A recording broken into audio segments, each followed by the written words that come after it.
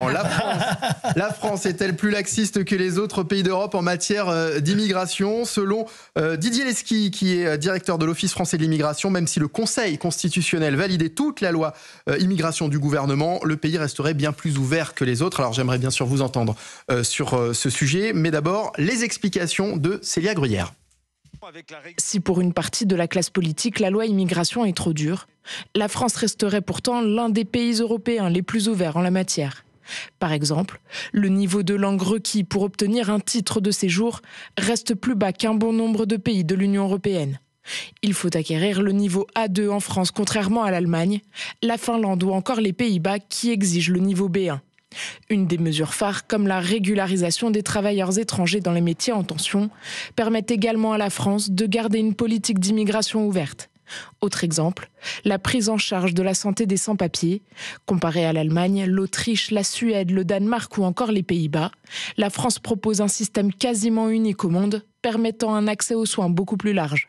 Selon Didier Leschi, directeur de l'Office français de l'immigration qui publie une tribune dans Le Monde, même si le Conseil constitutionnel valide la loi immigration, la France restera l'un des pays les plus ouverts de l'Union européenne. En témoigne notamment le domaine de l'hébergement d'urgence inconditionnel, un hébergement même pour ceux qui font l'objet d'une obligation de quitter le territoire. La France se rapproche tout de même de certains pays en durcissant notamment l'accès aux allocations familiales et le regroupement familial. La France est-elle plus laxiste que les autres pays d'Europe en matière d'immigration? C'est la question que je vous pose, Naïma et Mfadel, et si oui, pourquoi? Oui, effectivement. D'ailleurs, c'est important de savoir d'où Didier Leschi parle. Il est directeur quand même de l'OFII, l'Office français de l'immigration et de l'intégration. Donc, il est au fait de ces questions-là. Il avait fait un comparatif entre les différents pays européens. Il montrait combien la France était généreuse. Je vous donne juste un exemple. Par exemple, le Danemark, quand les personnes venaient au Danemark, avant la loi qui a durci l'accueil des migrants, vous devez donner tout votre argent, et si vous avez de l'or, vous donnez aussi de l'or pour pouvoir être hébergé, le temps de trouver un emploi, etc. Vous avez aussi, par exemple, les allocations qui sont données. Nous, en France, vous êtes hébergé, vous avez environ 300 € d'argent, entre guillemets, de poche. À côté de ça, en Espagne, c'est 50 €.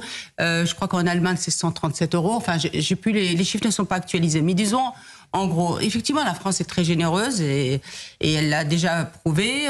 Aujourd'hui, même dans le cadre de cette loi immigration qui durcit un peu les choses, vous pouvez être hébergé même si vous êtes sous EQTF. C'est quand même incroyable. Alors qu'on héberge des gens qui sont sous EQTF. Ensuite, si on revient sur cette loi immigration, moi je voudrais juste rappeler des choses parce que on a complètement hystérisé le débat en France. Trois choses. D'abord, concernant le droit du sol pour les jeunes de 16 à 18 ans, c'est tout simplement qu'ils manifestent leur envie de rentrer, de faire peuple. Voilà, tout simplement qu'ils manifestent. Moi, je trouve que dans la symbolique, c'est extrêmement fort. Parce qu'aujourd'hui, on a des problèmes d'identité au niveau de ces jeunes-là. Peut-être que cette manifestation peut faire l'objet d'une cérémonie. Quand on parle aussi des étudiants, vous avez vu qu'en Allemagne, un étudiant qui veut arriver en Allemagne, il doit donner une caution de plus de 11 000 € qui est déposée sur un compte bancaire. En France, on a vu que la Première ministre, tout de suite, elle a reculé en disant, et ça prête à rire, entre 10 et 20 €. Concernant les délais de carence, c'est des délais de carence qui existent déjà. C'est pas le droit. En fait, c'est pas la préférence nationale. C'est ça qui est grave de dire ça. C'est tout simplement qu'on conditionne. Et là, pour le coup, on conditionne à 3 mois ou à 30 mois, en fonction des prestations. C'est quand même la moindre des choses, d'autant plus que nos Français expatriés, je le redis, sont assujettis à ces délais de caution. Et puis il y a la question de la délai de caution, de carence. De carence. Et il y a la question également de la langue française. Le fait qu'on soit moins exigeant en France sur ce critère que les autres pays. Alors je voudrais ça c'est vraiment. Alors Naïma et après Pascal Bitopanelli. Très important.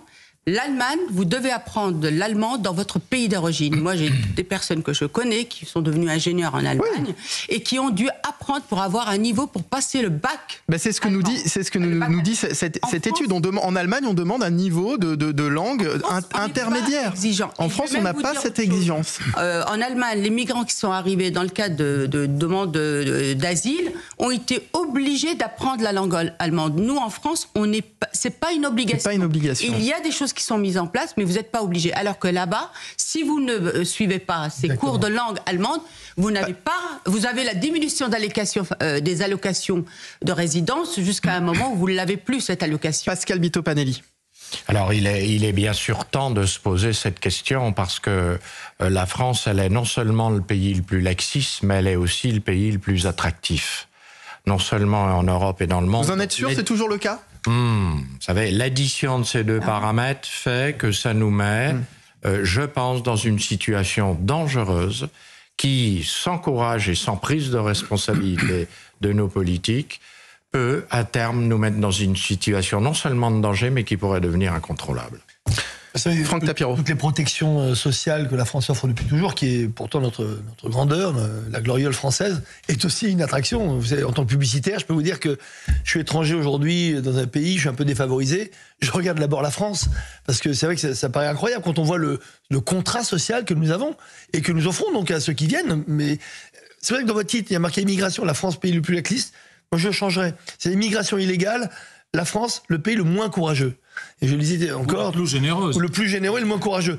Encore une fois, on attire, c'est normal, mais on a un manque de courage politique terrible qui fait qu'aujourd'hui, si on parle des OQTF, on pourrait faire tellement une longue liste, ces OQTF, avant qu'ils quittent le territoire. Vous savez, on devrait donner un stade OQTF 1, 2, 3, avec ceux qui restent 3 ans, 4 ans. On a l'impression que c'est un grand concours au Guinness Book des records de l'OQTF. Ah, moi, j'ai passé 3 ans, moi, 5 ans, etc. Et surtout que c'est un sujet qui est totalement absent de la nouvelle loi immigration. C'est ça qui est terrible, alors qu'on a tout l'arsenal juridique. Mais il ne manque, encore une fois, que le courage politique. Le courage politique. Joseph Touvenel, oui, le courage politique, c'est ce qui nous manque aujourd'hui ? Oui, c'est clair. Et le courage de revenir sur des décisions qui ont été prises, qu'on pouvait peut-être comprendre à une époque où il n'y avait pas un flot d'immigration comme on a aujourd'hui.